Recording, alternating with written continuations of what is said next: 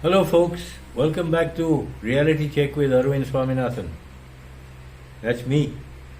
Sorry it's taken a little while, but unfortunately, after Holi, I had flu. And I think it may show a little.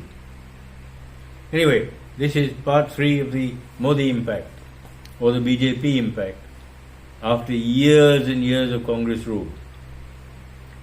Now, what did your vote in 2014 and again in 19 in favor of Modi and the BJP, what did it get you? Well, here's a long list of things here.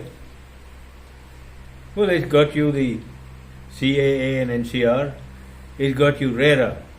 It puts a little bit of a damper on builders who used to run riot, and apparently they were a law unto themselves. Well, they're beginning to come under the law. Now, one very big thing that's been going on for more than a century, Ram Mandir. You got it now. That controversy is over and done with. After that, or during his time, 30 million new homes have been created for the poor people. Now, that in itself is a huge achievement relative to what was happening before. 90 million or 9 crore toilets, which no other government had ever even thought about, let alone having them put in motion, put in action. Giving dignity to all people, especially the lower middle class and the poor sections. Not only dignity, but a lot of safety. They don't have to go out in the dark. Now, these to most people doesn't seem very much, but to millions of people it is a godsend almost. Now, something very important. After years and years of coalition governments, you've got a stable government at the centre.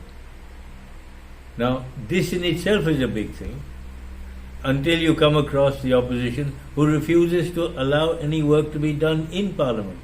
And then they complain everything is done via ordinances. Well, work has to go on. You don't like it? You want debates? Do it in Parliament. Attend. Stop disrupting everything. Okay? Now, until you do that, and if you don't do that, stop complaining. Now, here's 2 very important things they did. They abrogated or repealed, if you like, Article 370 and 35A. Jammu and Kashmir are now parts of India, integral parts of India. Development has begun, something which was unheard of since 1950. Just nothing happened there. The only thing you got degrees in was stone pelting. People there have begun to realize this is not enough. Lowish inflation, a huge drop in terrorist activities, or terrorism as we've known it certainly for the last 30 or 40 years. A big drop in it. Relatively speaking, even Jammu and Kashmir are quiet. Touch wood. Now, on the health front, the Congress and its other cronies set up 7 equivalents of the All India Institute of Medical Sciences. Well, the BJP and the Modi government has increased that to 25 in just 9 years. Has created a bit of a stir. The entire supply chain for Western Europe, the UK, USA, Canada and Australia, all their doctors, the supply of doctors is dried up. Earlier what used to happen, Indian doctors ended up in the UK or Western Europe. European and British doctors ended up either in the USA, Canada, the West Indies, South Africa or Australia. That has been messed up. Now they have to train their own doctors, which is much more expensive. It is easier and cheaper to do it here. Plus, Western doctors do not get the same experience against especially diagnosis or diagnostics, which they get in a place like India. Why? We have a huge population. And the number of diseases and problems that crop up here are huge. something you just don't get in the US or the UK or Western Europe. Therefore, without 15 tests, they can't even make a diagnosis in most cases. You can here. Now then, there are over 180,000 kilometers of roads that have been made. Previous governments, did they manage to do anything like this? No. This pace has also picked up. They have something they put under the DRDO. What they put under their chairs or under their seats, I don't know. But all of a sudden, there's activity.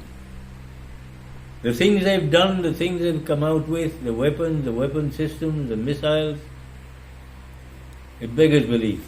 What were they doing for 67 years under the Congress rule? It's not difficult to understand what they were doing. They were told to go on the back burner. They were told to sit down and do nothing. Why? Because earlier government preferred to buy everything in from outside. And then you're over-invoicing and taking your commissions. All that is what was built into the system. Now this government has cut out all the middlemen. No wonder they're screaming. All their avenues of looting the economy and looting the country and the taxpayer have gone. Where do they get their money from? There's a new education policy. Everything that had been wiped out from our memories are now being put back into it. For instance, the British and the Mughals in our history books, that's all we learnt about. So what were we doing before the Mughals came? Architecture? Go south. Instead of going west, young man, go south. You will see architecture which has never been heard of anywhere else in the world. You think, on top of the Gopuram in one of those temples in Tanjore, an 80-ton slab right on top. How did it get there? They had a ramp 6 kilometers long. It was pulled up there by bullocks, by elephants, and by human beings. 80 tons, one piece. It isn't a joke exactly. Try doing it today without cranes and such things. So you see, great many things have happened. There are 7 new IRTs and IIMs in just 9 years compared to the 4 of each which the previous governments had set up. Those were basically training for jobs in the US or UK or Western Europe. These are supplying avenues of employment within the country. Now, that's something very big. It's something that's not happened before. You claim the opposition keeps saying, oh, there's so much unemployment. There may be. But unemployment is only for unskilled and uneducated labor, not for educated and skilled labor. That is being used within the country. In fact, to this extent, that people who went abroad are now coming back here. The brain drain, as we used to call it, has been reversed to quite an extent. Never happened before. Why? All of a sudden, people in India are proud to say that, yes, I'm Indian, instead of feeling apologetic about it. Now, the West doesn't like this. And the opposition parties, especially the Congress, they don't like it either. Why? They decided to make India their colony. After the British went, we were supposed to be the Nehru-Gandhi colony. I'm glad we're getting out of that mold. Dynastic politics is something we don't need here. There is a reduction in all forms of corporate tax, which means there is incentive for the corporate sector to produce, to manufacture, to do things. Instead of just increasing prices, they're actually producing millions more units, which in itself is something rather big. Congress policy over the years has simply been you let a plant come up to produce so many units and then stop. Go no further. Just keep churning out those same number of units. Growth was shown simply by increasing prices. There you are. Financially it grows. That is why everything was quoted in so many millions or trillions or billions of rupees. It never gave you any accurate idea of real growth. Most of that growth was pure inflation. This particular government is for all farmers, not just farmers in one or two places. We're the second largest in solar power manufacturing and production, power production in particular. Soon we may become probably the first, the topmost. We're the second largest in steel production today, the second largest in mobile manufacturing, mobile phones I mean. Something which just didn't happen under the Congress. All those are foreign and foreign concerns. Even the motor cars that we make in this country today. When liberalization came in, it simply meant more foreign cars came in here. There's a huge market. They all came in. I mean, but how many of them were Indian? And when an Indian tried to do it, he was put down. Now then, we're the fourth largest automobile market in the world today. Compared to what it was under Congress rule, years and years and years, we had to wait 3 years for a car. How many of you remember that? Youngsters won't, but us old-timers do. You order a car and you're on a waiting list. What was it? Either the old Premier or the Ambassador. That's it. How many decades did we have to put up with that? Now,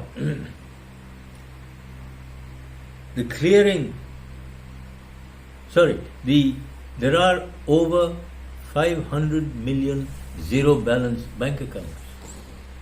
Now the opposition kept on saying, oh, it's going to break all the banks. There won't be any account any money deposited in there. Well, this has been nailed as a big lie. Why? The average amount, I'm talking about the average amount in those accounts, is said to be today around 4,000 rupees. That is a total deposit of around 2 lakh crores. Now you think of that, it's not a small amount. People in villages don't have to worry so much about maybe white ants or termites will eat up their savings, or maybe somebody will steal it. It's in the bank. Hopefully, the staff in the bank don't loot most of these people. Now, it's also the world's largest healthcare system now. The Ayushman Bharat. There's also insurance, health insurance, life insurance, and all these things taken in. It's something that's never happened before. We're the 5th largest GDP in the world, up from the 11th largest not so long ago. Until this particular government came into being, we were languishing about 11th or 12th. Today we're the 5th. And in the next 3 or 4 years, we may actually go beyond next 1 or 2 and become the 3rd largest GDP in the world. Now, that's quite a huge climb up. It's not something to be laughed at. It's something the opposition and Congress just never dreamed about. Forget actually thinking about it. They never even dreamed about it. Now, failed businesses, which the government had, they're privatizing it. What's wrong with that? If the government can't run it, at least let somebody else run it. And it's not being given away, it's being sold to them. Air India is a classic example. When they took it over, they didn't pay the Tatars anything. Now the Tatars have paid to buy it back. Why? Because the government, or the Congress government, successive Congress government, made such a mess of it. Such a huge amount of debt accumulated. Why? Well, one example is when they asked for 28 aircraft, the previous UPA government ordered 68. What for? What were they going to do with them? Put them on the tarmac and keep polishing them every day. Now then, opening those bank accounts, those zero balance accounts, one of the after effects of that, all the subsidies and things like this went directly into the accounts of recipients. No middlemen. That gave a saving of 58,000 crores each year. Just think if the UPA government had done this just for 1 year, they could have paid for the Rafale contract. Instead, in 2013, when the then Defence Minister, I think Mr. A.K. Anthony, he said, we didn't sign the deal because the government of India had no money. Where was that money? In their pockets? Where had they shunted all this money to? Now then, no government in the past has been saddled with something like COVID. I mean, a complete lockdown for so long, poor people unable to even work to get money for a meal. What did this government do? It didn't sit there. It provided food delivered to the doorsteps of 80 crore people. That's 800 million people. Anybody else anywhere in the world ever done that? No. This government encouraged the production of vaccine. It did not go in for the Pfizer vaccine, which had so many horrendous conditions attached. And as we found lately, the US Supreme Court has ruled that that vaccine is not a vaccine. Then what were they trying to sell to us? One condition was that if there were side effects and there were any lawsuits, the government of India would have to pay whatever was awarded to them, not Pfizer. Which means there's no guarantee that it was a vaccine. Now how could the government accept that? They didn't. And the opposition was trying very hard to make the government of India accept it. I'm glad they didn't. Because the after effects we're hearing from the US, people in their 20s and 30s just drop dead. They may be out for a walk or a jog. You just keel over and die. Heart attacks. In the UK, people who took Pfizer's to court were told, look, you knew this didn't work. By taking this jab, you were committing suicide. So why should you be compensated for it? I mean, the mind boggles. It beggars belief that any company would place such conditions on any government. That you can take it, we'll sell it to you, but we're not responsible for any after effects or side effects. Where's the guarantee? Where's the vaccine? Can you call it a vaccine? No. And yet that's what they were trying to ram down our throats. And then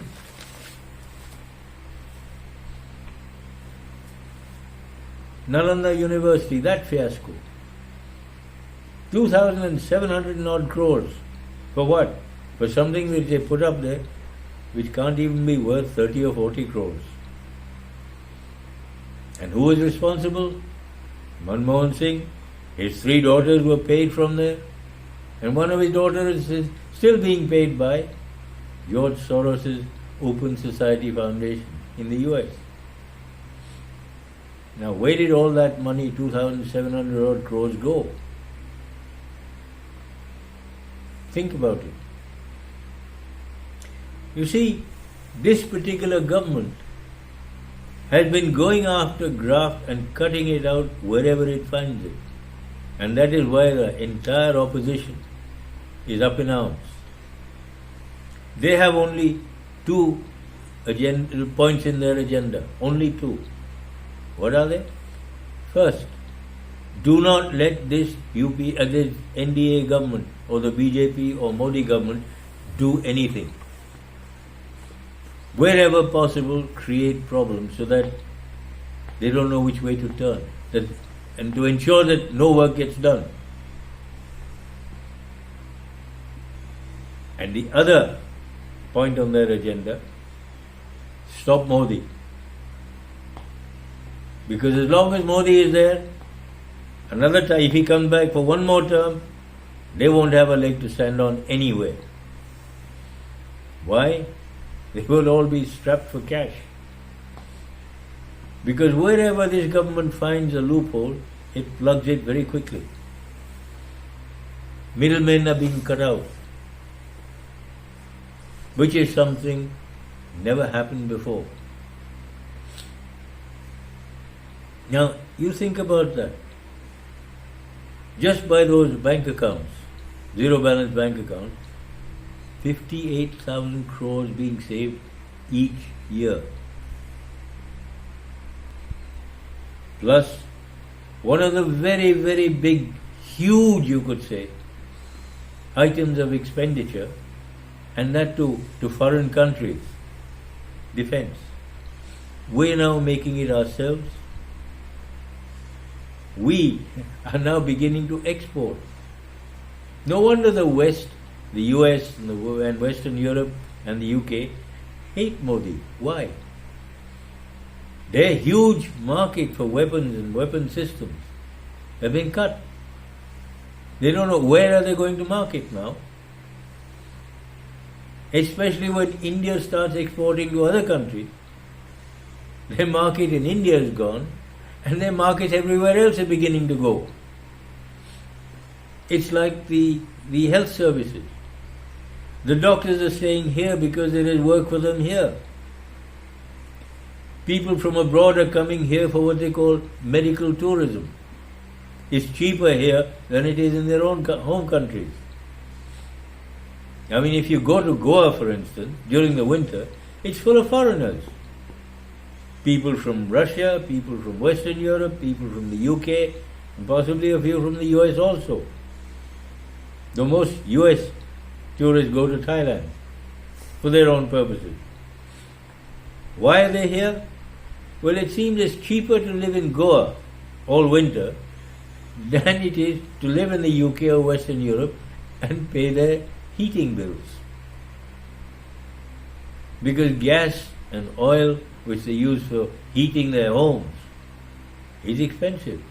And with this war or this conflict in Ukraine and their own embargo on Russian gas and oil, they're now having to pay 4 times the amount for American gas and oil. Now they're cribbing about it, they don't like it, but as long as the USA is in NATO, it calls the shots. They have no choice, they have to follow.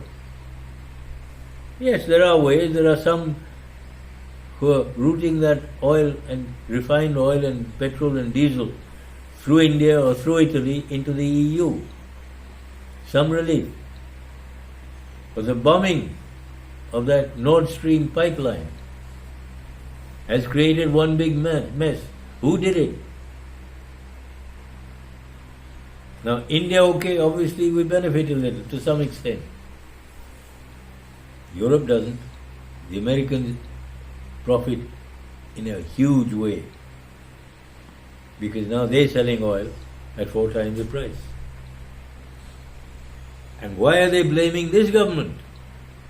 Because this Modi government stands up for itself and says, look, we are doing this because it's good for India. What happens to the US or Western Europe? You shot yourself through your own foot. That's your problem. Your problems are not our problems. So far you've tried to tell us that your problems are our problems, but our problems are not your problems. Well, this government gets up and says, our problems are our problems. Yes, your problems are your problems too. They're not ours.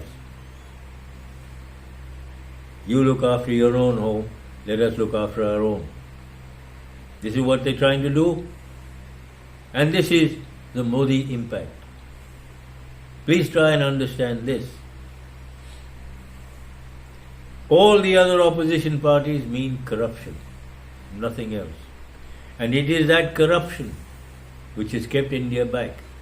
Because much of that tax money, which should have been going into our development, has gone into their pockets or by hawala to foreign countries, where it is used to develop those countries, not ours. It's funny that a developing country, developing for so long, is helping developed countries like the USA, Europe and so on, Western Europe and so on, to develop using our money. And we stand for that because we just didn't know it was happening. I mean, where is all this money coming for all our development in the last 8 or 9 years? Tax money. The taxes are going into the government treasury and that is being disbursed to the different states. There again, in BJP states it is being used properly, but in the other states we don't know how much is being used actually for development and how much is going into the pockets of crooked politicians or crooked contractors. Now even those contractors cannot make money or loot it unless the politicians are working with them. And this is what probably is happening. Now when you look at it, you'll find one other thing.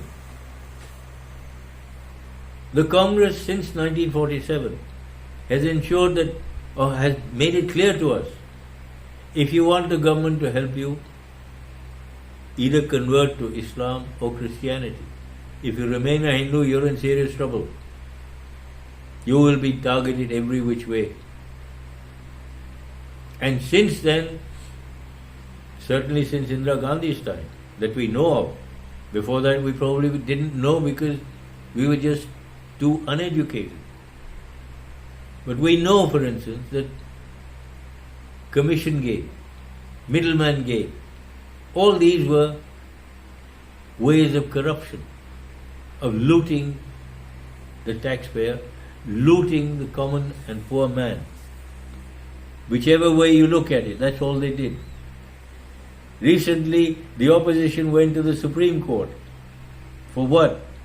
For protection against having their MLA or parliamentary seats or their elections disqualified. Why? They sought protection for their corruption. They should be allowed to continue to loot the economy without any consequences. Why? Fortunately, the Supreme Court threw it out. Now they're all worried. The BJP doesn't want to loot, but it's not letting them loot. Where do they go from there? Maybe they should start trying to do an honest day's work. Basically, as far as I'm concerned, maybe you should think this way too. Why do they want to continue looting? Why do they spend so much money on every election? Simply because they know in the last 5 years since their election, they have done nothing for the people. All they've done is try, if they spend 100 crores to get elected, they want 1,000 crores in return. That's what they regard being an MLA or a member of parliament as being, a milch cow, a way to looting the economy, looting the country, and making sure that we remain undeveloped. So, if you want to go ahead if you want to do anything, you want to get out of and grow up enough and get out of this Hindu-Muslim thing, for heaven's sake, you have to bring this particular government back. Because this is the only government since 1947 which is truly secular. Now, I don't like the word secular because why is it there in the first place? When India was, undivided India that is, when it was partitioned in 1947, why were Muslims allowed to stay here and why were Hindus told if you want to stay in those areas you can? If that was the case, why did we have partition at all? And all the horrors that went with it. Now ever since then, since Nehru and Mrs. Gandhi and Rajiv Gandhi and then the UPA governments, minorities simply meant Muslims. No other minorities existed. Everything was done to favor Muslims. Why? Does that happen in Pakistan or Bangladesh? You see the plight of non-Muslims there. And then you begin to wonder, where is this? Why were Muslims allowed to stay here? You see the amount of problems they've created. And aided and abetted by different governments. And you see the proof of that real diabolical nature of Congress governments. The 1995 Waqf Act. If you look at it carefully, you will see the whole country has been handed over to Muslims. Why? If it has been handed over to Muslims, why did you have partition at all? Now there you can see immediately the anti-Hindu nature of all your Congress and their allies. It seems it's great fun to kick Hindus and stomp on them or abuse them, or to abuse Hindu deities. You mustn't say anything against Islam. But Hindus, they're there for you to laugh at and poke fun at. Now, whether you like it or not, if you want a cleaner India or a clean India, and an India which can go on holding its head up high, do you have any choice? You have to give Modi and the BJP another go.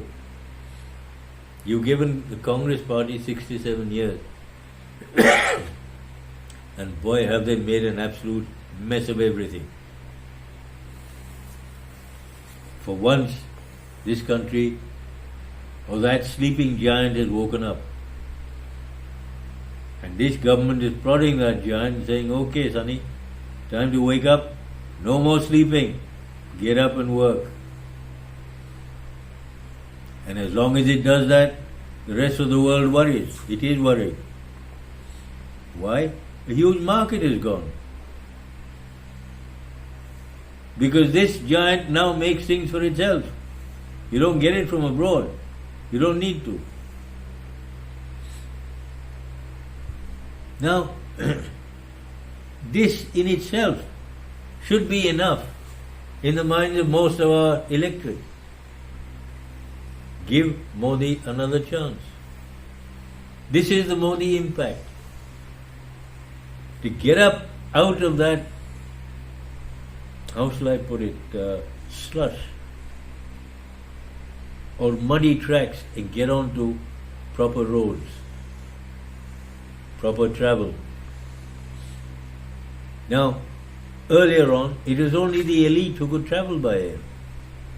Now when you start connecting the smaller towns and cities by air, a whole lot of new passengers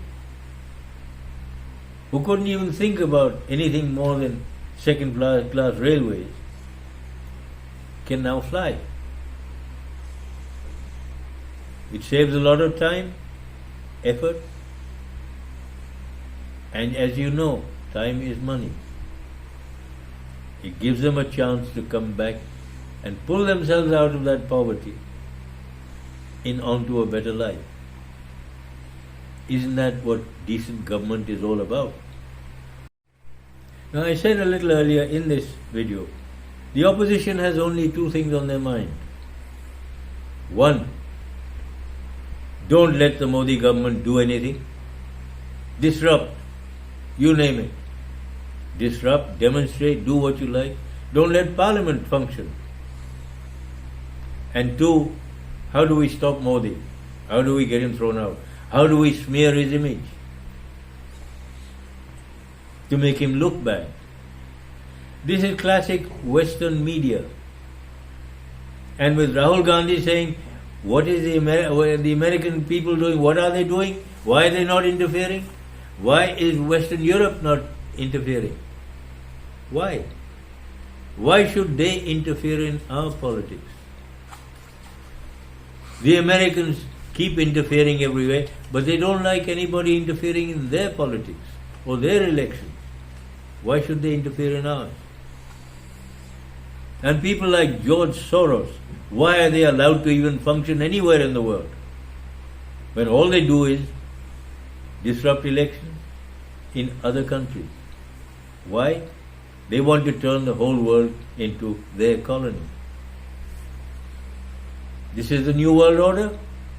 I don't think it's a very nice one. Something should be done to stop it. Now, we have this thing with Rahul Gandhi. He says democracy is in danger. It doesn't exist. Does he understand what democracy means? I don't think so. Recently, he was convicted. Let us all understand, he was convicted in a court of law and sentenced to 2 years. So why is he making a song and dance about it and trying to create demonstrations in his favor? Is he above the law? Doesn't the law or any law does not apply to him? Why did he not go to court and appeal against that decision or that sentence? He's had a month. Has he done so? If he has, what is the result? Now, the courts and the judges are being threatened openly that if you say anything against Rahul Gandhi, we will do this, that and the other to you. Is this democracy? Is this what you call democracy, Mr. Rahul Gandhi? Is this what you're trying to tell us? I'm sorry, we're not amused. Trust me. If there is a law, obey it. You come under it. You talk about Modi must produce his degrees. Why? Have you produced your degree? Even more basic, have you produced your citizenship papers? Where are you a citizen? Are you a citizen of India? Or, as we've been told by many sources, that you claimed in 2005 to be a British citizen. If you are a British citizen, how can you be a member of parliament in India? It is illegal. How can you even claim to be Indian unless you're an overseas citizen of India?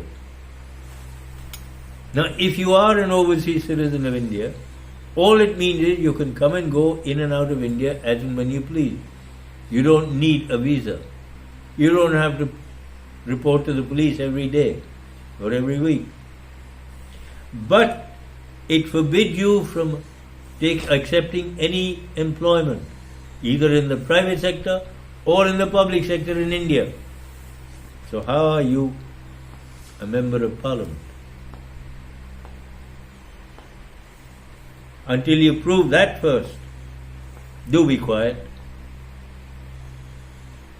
We're sick, tired and fed up with your shenanigans. If there is a law, obey it. If you come under it, if you're asked to come in for questioning, do so without creating any demonstrations. We don't need such things.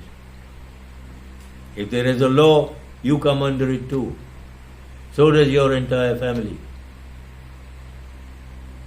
You're out on bail in God knows how many different cases. Before you stand for re-election anywhere, first clear those. And if you have been sentenced to 2 years and it is not set aside, I'm afraid for the next 8 years, you may not even contest any election. That is, if you're an Indian citizen, i.e. a citizen of India. Please prove that first. Well, folks, thank you. This was quite a serious topic today. Please listen to it, look after it, and think about it carefully. There are many things I may have missed out. You can add to what you know, apart from what I pointed out. Well, I hope you like it. Please pass it on to your friends, your groups, your relatives. Ask them to pass it on.